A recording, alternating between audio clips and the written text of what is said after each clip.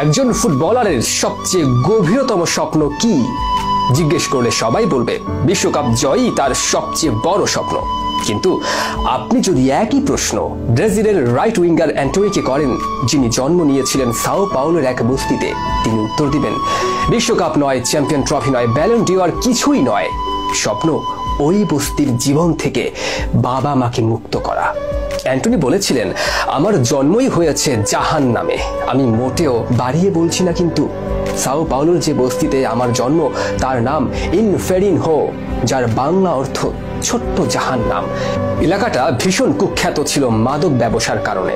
আমার বাড়ির চৌকাঠ থেকে 10 কদম দূরেই খুচরো মাদক বিক্রেতারা হাতে হাতে মাদক বিক্রি করত ভোর থেকে রাত অবধি, আর তাদের ক্রেতারাও ওখানে দাঁড়িয়েই খেত সেগুলো। বন্দুক পিস্তলকে ভয় পেতাম না আমরা, কারণ দেখতে দেখতে অভ্যস্ত হয়ে গিয়েছিলাম। লাশ দেখলে ভয় পেতাম না আমরা, কারণ দেখতে দেখতে অভ্যস্ত হয়ে গিয়েছিলাম।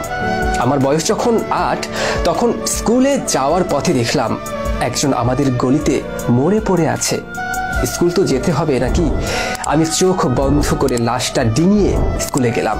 ছোট্ট জাহান নামের জীবন এমনই ছিল। জীবনে একমাত্র আনন্দ ছিল ফুটবল। বড় ভাইয়ের সাথে বস্তির স্কয়ারে ফুটবল খেলতে যেতাম। একসময় সেটা মাটির ছিল, পরে হলো কংক্রিটের। খালি পায়ে কংক্রিটেই ফুটবল খেলতাম। রক্তাক্ত পা নিয়ে প্রতিদিন বাড়িতে ফিরতাম। ভালো জুতো কেনার পয়সা ছিল না আমাদের, আর ছিল না স্কুল জুতো ছেঁড়ার সাহস। বাড়িতে বাবা মার সাথে এক খাটে ঘুমাতাম, কারণ আমার জন্য আলাদা খাট কেনার সামর্থ্য ছিল না তাদের। ঘুমের মাঝে পাশ ফিরলেই বাবার সাথে ঠেকতো, ও পাশ ফিরলে মার সাথে। আমার বয়স যখন 11, তখন বাবা মা আলাদা হয়ে গেলেন।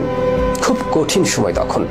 বাবা ভোর 5টায় কাজে বের হতেন, রাত 8টায় ফিরতেন। তখনও বাবার সাথে এক খাটেই ঘুমাতাম।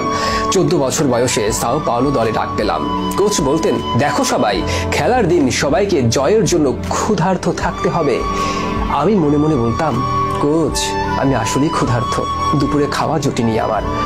18 বছর বয়সে যখন পলিস্তা কাপের ফাইনালে আমরা চ্যাম্পিয়ন হলাম, তখনও আমি ওই বস্তির বাড়িতেই থাকি, বাবার সাথে এক খাটে ঘুমাই। বাড়িতে ফেরার সময় রাস্তায় অপরিচিত লোকজন আমাকে ডাক দিত, হেই ম্যান, তোমাকে তো একটু আগে টিভিতে দেখেছি, এখানে কি? আমি এখানে থাকি।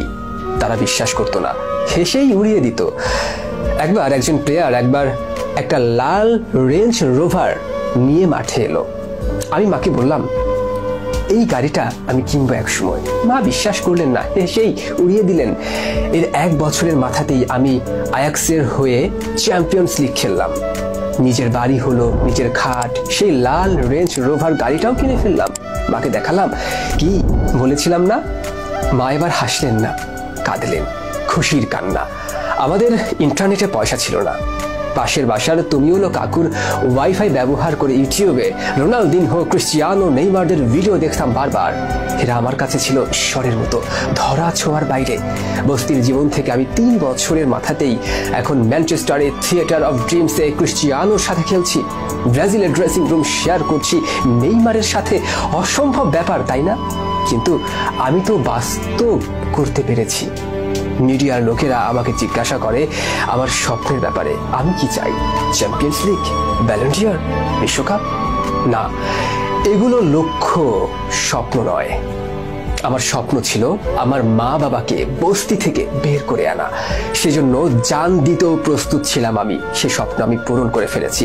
প্রতিবার যখন আমি মাঠে নামার আগে জুতোর ফিতে বাঁধি, আমি নিজেকে মনে করিয়ে দেই আমি কোথা থেকে উঠে এসেছি। বস্তি থেকে।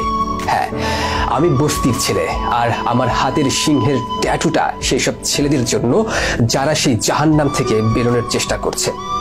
ফুটবলারদের চাকচিক্যময় জীবন দেখে মনে হতে পারে কি লোভনীয় বর্ণাঢ্য জীবন তাদের, কিন্তু ব্রাজিলিয়ান ফুটবলাররা জানেন জীবনে কতভাবে আঘাত পেয়ে, কতবার হোঁচট খেয়ে, কতগুলো লাশ, কতগুলো বন্দুকের গুলির শব্দ পেছনে ফেলে, কত অসাধ্য সাধন করলে একটা জীবন পাওয়া যায়, যে জীবন হয় ফুটবলের। অ্যান্টনি, ভিনি, নেইমার, রিচা, রাফিনহাদের মতো ব্রাজিলের অলিতে গলিতে এমন হাজারো প্রতিভা এখনো ঘুরে বেড়াচ্ছে। তারাও একদিন স্বপ্ন দেখে নেইমার হওয়ার, স্বপ্ন দেখে অ্যান্টনি হওয়ার, স্বপ্ন দেখে নরক থেকে বেরিয়ে বাবা মাকে মুক্ত করার কতজন পারে? তবুও স্বপ্ন দেখা চলে। তাই যুগে যুগে ব্রাজিলে জন্মান পেলে, নেইমার, ভিনিরা জন্মাবেন হয়তো আরো বহু যুগ ধরে।